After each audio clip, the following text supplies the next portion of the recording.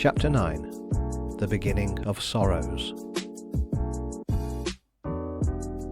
On the 6th of March 1904, just 6 months after Arnold's journey to Russia, a special meeting of the inner circle of the terrorists took place in the council chamber at the house on Clapham Common.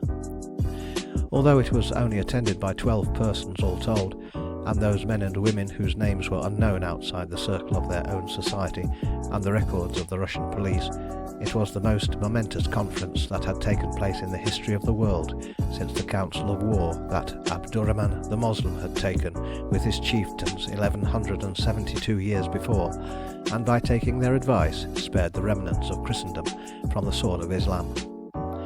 Then the fate of the world hung in the balance of a council of war, and the supremacy of the cross or the crescent depended, humanly speaking, upon the decision of a dozen warriors. Now the fate of the civilization that was made possible by that decision lay at the mercy of a handful of outlaws and exiles who had laboriously brought to perfection the secret schemes of a single man. The work of the terrorists was finally complete. Under the whole fabric of society lay the mines which a single spark would now explode, and above this slumbering volcano the earth was trembling with the tread of millions of armed men, divided into huge hostile camps, and only waiting until diplomacy had finished its work in the dark and gave the long-awaited signal of inevitable and universal war. Tonight that spark was to be shaken from the torch of revolution, and tomorrow the first of the mines would explode. After that, if the course to be determined on by the terrorist council failed to arrive at the results which it was designed to reach, the armies of Europe would fight their way through the greatest war that the world had ever seen. The fates would once more decide in favour of the strongest battalions, the fittest would triumph, and a new era of military despotism would begin. Perhaps neither much better nor much worse than the one it would succeed. If, on the other hand, the plans of the terrorists were successfully worked out to their logical conclusion, it would not be war only, but utter destruction that society would have to face. And then with dissolution would come anarchy. The thrones of the world would be overthrown, the fabric of society would be dissolved, commerce would come to an end, the structure that it had taken 20 centuries of the discipline of war and the patient toil of peace to build up would crumble into ruins in a few short months, and then, well, after that, no man could tell what would befall the remains of the human race that had survived the deluge. The means of destruction were at hand, and they would be used without mercy. But for the rest, no man could speak. When Nicholas Robiroff, the President of the Executive, rose in his place at 8 o'clock to explain the business in hand, every member present saw at a glance, by the gravity of his demeanour, that the communication that he had to make was of no ordinary nature. But even they were not prepared for the catastrophe that he announced in the first sentence that he uttered. "Friends," he said, in a voice that was rendered deeply impressive by the emotion that he vainly tried to conceal, "it is my mournful duty to tell you that she whom any one of us would willingly shed our blood to serve, or save from the slightest evil, our beautiful and beloved angel of the revolution, as we so fondly call her, Natasha, the daughter of the master, has, in the performance of her duty to the cause, fallen into the hands of Russia." Save for a low murmuring groan that ran round the table, the news was received in silence. It was too terrible, too hideous in the awful meaning that its few words conveyed, for any exclamations of grief or any outburst of anger to express the emotions that it raised. Not one of those who heard it but had good reason to know what it meant for a revolutionist to fall into the hands of Russia. For a man it meant the last extremity of human misery that flesh and blood could bear, but for a young and beautiful woman it was a fate that no words could describe, a doom that could only be thought of in silence and despair. And so the friends of Natasha were silent, though they did not yet despair. Robiroff bowed his head in acknowledgment of the inarticulate but eloquent endorsement of his words, and went on. "You already know the outcome of Richard Arnold's visit to Russia, how he was present at the trial of the Tsar's war balloon and was compelled to pronounce it such a complete success that the autocrat at once gave orders for the construction of a fleet of 50 aerostats of the same pattern, and how, thanks to the warning conveyed by Anna Orlovsky, he was able to prevent his special passport being stolen by a police agent, and so to foil the designs of the chief of the 3rd section to stop him taking the secret of the construction of the war balloon out of Russia. You also know that he brought back the chief's authority to build an airship after the model which was exhibited to us here, and that since his return he has been prosecuting that work on Drumcraig Island, one of the possessions of the chief in the Outer Hebrides, which he placed at his disposal for the purpose. You know also that Natasha and Anna Ornovsky went to Russia partly to discover the terms of the secret treaty that we believe to exist between France and Russia, and partly to warn and, if possible, remove from Russian soil a large number of our most valuable allies, whose names had been revealed to the Minister of the Interior, chiefly through the agency of the spy Martinov, who was executed in this room 6 months ago. The first part of the task was achieved, not without difficulty, but with complete success, and of that more anon.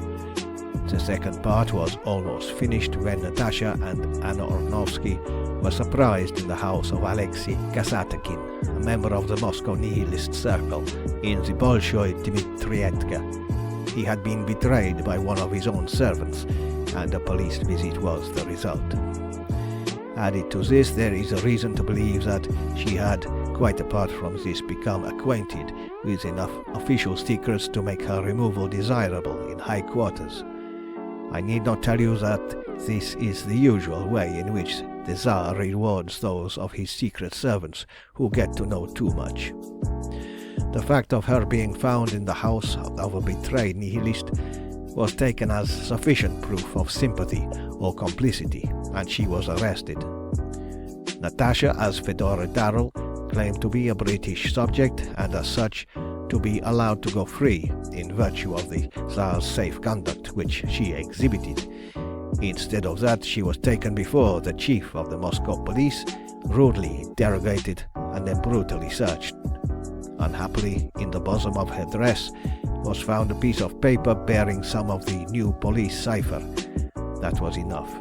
That night they were thrown into prison and 3 days later taken to the convict depot under sentence of exile by administrative process to Sakhalin for life. You know what that means for a beautiful woman like Natasha. She will not go to Sakhalin. They do not bury beauty like hers in such an abode of desolation as that. If she cannot be rescued, she will only have 2 alternatives before her. She will become the slave and plaything of some brutal governor or commandant at one of the stations, or else she will kill herself. Of course, of these 2, she would choose the latter, if she could and when she could. Should she be driven to that last resort of despair, she shall be avenged as woman never yet was avenged. But rescue must, if possible, come before revenge.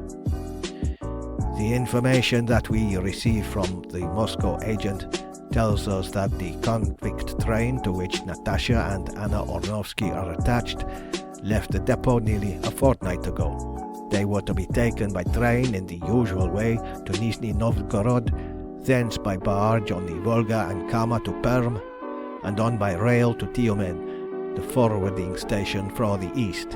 Until they reach Tyumen, they will be safe from anything worse than what the Russians are pleased to call discipline.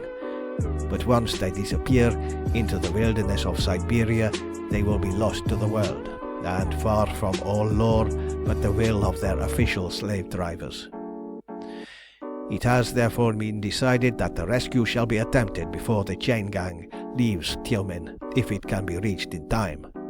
As nearly as we can calculate, the march will begin on the morning of Friday the 9th, that is to say, in 3 nights and 1 day from now. Happily, we possess the means of making the rescue, if it can be accomplished by human means. I have received a report from Richard Arnold saying that the Ariel is complete and that she has made a perfectly satisfactory trial trip to the clouds.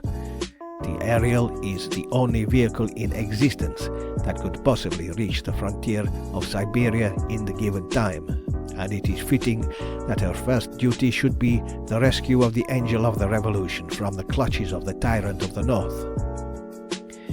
Alexis Mazanov, it is the will of the Master that you shall take these instructions to Richard Arnold and accompany him on the voyage in order to show him what course to steer and assist him in every way possible.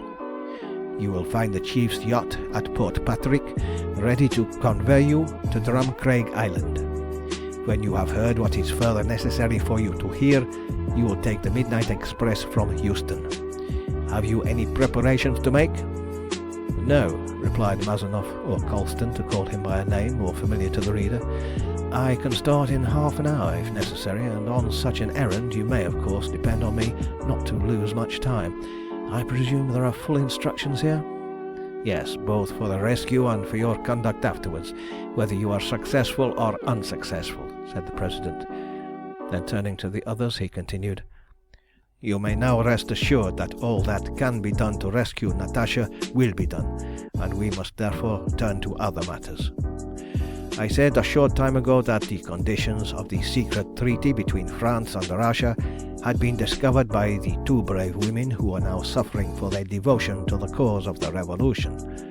A full copy of them is in the hands of the chief, who arrives in London today and will at once lay the documents before Mr. Balfour, the Premier.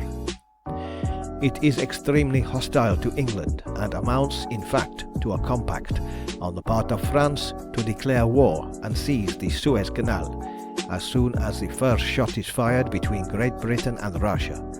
In return for this, Russia is to invade Germany and Austria, destroy the eastern frontier fortresses with her fleet of war balloons, and then cross over and do the same on the Rhine, while France at last throws herself upon her ancient foe.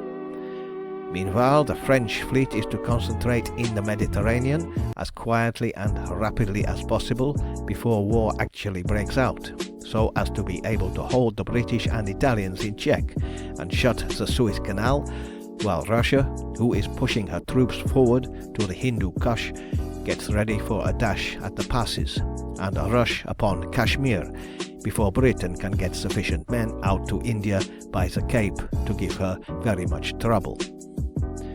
As there also exists a secret compact between Britain and the Triple Alliance, binding all four powers to declare war the moment one is threatened, the disclosure of this treaty must infallibly lead to war in a few weeks.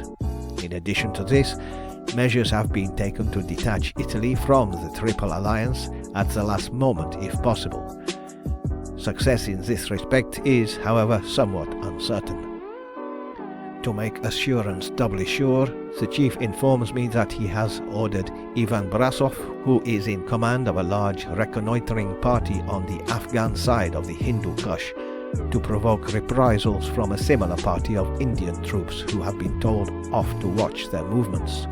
Captain Brasov is one of us and can be depended upon to obey at all costs. He will do this in a fortnight from now, and therefore we may feel confident that Great Britain and Russia will be at war within a month. With the first outbreak of war, our work for the present ceases, so far as active interference goes. We shall therefore withdraw from the scene of action until the arrival of the supreme moment when the nations of Europe shall be locked in the death struggle, and the fate of the world will rest in our hands. The will of the Master now is that all the members of the Brotherhood shall at once wind up their businesses and turn all of their possessions that are not portable and useful into money. A large steamer has been purchased and manned with members of the Outer Circle who are sailors by profession. She is now being loaded at Liverpool with all machinery and materials necessary for the construction of 12 airships like the Ariel. This steamer, when ready for sea, will sail ostensibly for Rio de Janeiro with a cargo machinery, but in reality for Drumcraig, where she will embark the workmen who will be left there by the Ariel with all the working plant on the island. And from there she will proceed to a lonely island off the west coast of Africa between Cape Blanco and Cape Verde, where new works will be set up and a fleet of airships put together as rapidly as possible. The position of this island is in the instructions which Alexis Mazanov takes to Drumcraig tonight, and the Ariel will rendezvous there when the work that is in hand for her is done. The members of the Brotherhood will of course go in the steamer as passengers for Rio, so that no suspicions may be aroused, and everyone must be ready to embark in 10 days from now. That is all I have to say at present in the name of the Master. And now, Alexis Mazanov, it is time you set out. We shall remain here and discuss every detail fully so that nothing may be overlooked. You will find that everything has been provided for in the instructions that you have, so go, and may the Master of Destiny be with you. As he spoke, he held out his hand, which the young man grasped heartily, saying, "Farewell, I will obey to the death, and if success can be earned, we will earn it. If not, you shall hear of the Ariel's work in Russia before the week is out." He then took leave of the other members of the council, coming last to Radna. As their hands clasped, she said, "I wish I could come with you, but that is impossible.